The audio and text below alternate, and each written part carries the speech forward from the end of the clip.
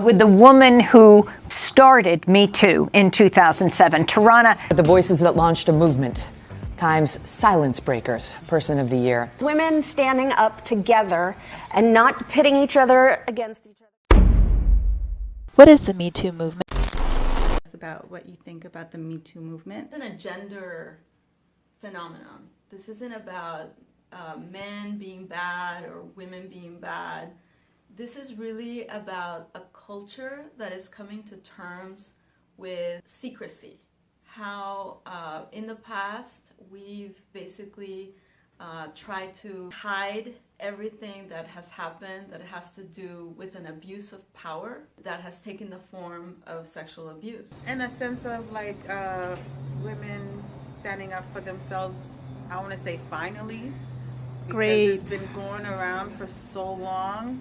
Even though men sometimes run the world, but women, we should rule the world. That's what I think. But yeah, I think more women should definitely stand up for one another, look out for one another. And October 15th, I sent out the tweet. It was probably, I don't know, maybe 9 p.m., not thinking anything of it, knowing that the numbers would come back large because I had an understanding of how big the problem was, but not expecting it to take off the way it did. And 7 hours later, there were 35,000 replies. Within 24 hours, it was tweeted 12 million times, and then within 48 hours, it had reached 82 different countries. So it was overwhelming, to say the least. You want to hear people's stories. You want them to feel open enough to discuss it, because I think anytime we are able to discuss things where we kind of demystify them and make them more tangible to then overcome. But personally, it opened a lot of my trauma and triggered a lot of things that I had suppressed for a long time. That is the case. They don't know that this is a problem, and so it's really hard if you don't know there's a problem to then think about solutions. So I think America. I think the solution is this right here. Right. Mm-hmm. It's more. And more. But for women standing up together and not pitting each other against each other, because I think that's part of the issue. I mean, we've been going to the bathroom together for years. This is exactly why. Because we were afraid to be alone. We have to support each other. It's also really important. This exists outside of politics, and not just beyond politics, but this issue is beyond politics. That's what I was going to say. We get the flash. We're on Megyn Kelly's Today Show. But there are so many people. I don't know what you people do for a living. You know, you could work for the burger franchise or for the department store, but your bosses are doing the same thing. And, you know, it doesn't matter if you make $15 an hour or $15 million a year. Your sexual harassment situation is just as important. That's why you tell me how far we've come. It doesn't feel like we've come far. I mean, in 1991, Anita Hill came forward. Yes, and speaking of silence breakers, right? Yes. We have to invoke the name. She had no. We don't get to a Me Too moment. We don't get to a silence breaker moment without acknowledging Anita Hill. And imagine if we had believed her then, right? Imagine where we would be now if we had just believed what she was saying.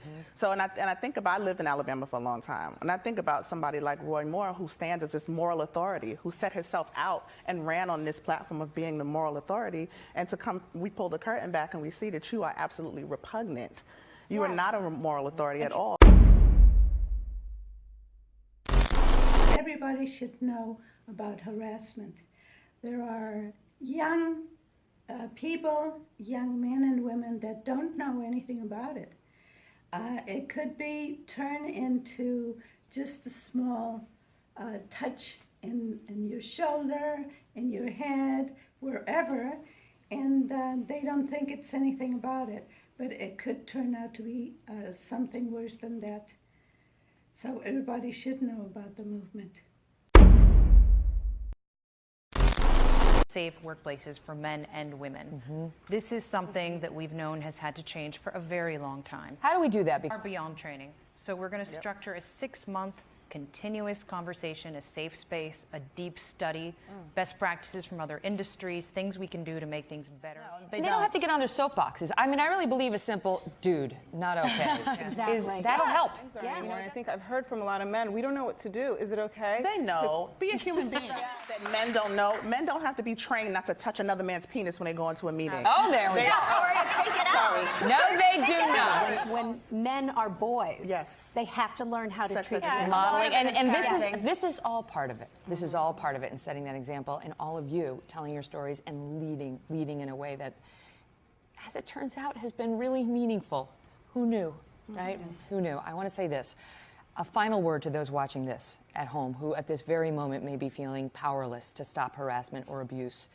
To those who in that office setting or elsewhere in some moment are asked to choose between their honor and their livelihood. Remember in that moment, all right? We've all been there. Remember in that moment as you feel the isolation and the fear